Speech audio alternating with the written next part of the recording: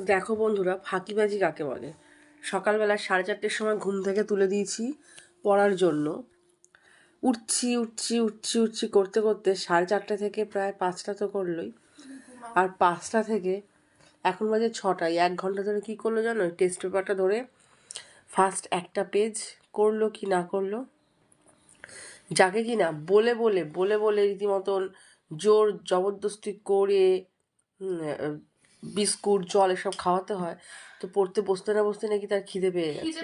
গা গলাচ্ছে বলে খাচ্ছে। আচ্ছা, গা গলাচ্ছে বলে। যাই হোক, নিজে থেকেই বলছে রান্নাঘরে বিস্কুটের কৌটো আছে। হ্যাঁ আছে। তো বিস্কুট জল নিয়ে এলো।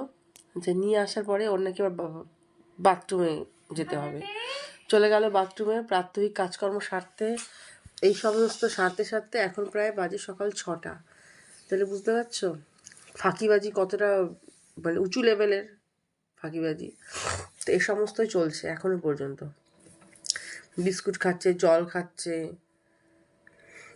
এইভাবে কি চলবে? পরীক্ষার একটা মাসও নেই ঠিক মতন, একটা মাসও নেই পরীক্ষার। এইভাবে চালাচ্ছে এখনো পর্যন্ত। বলো তোমরাই।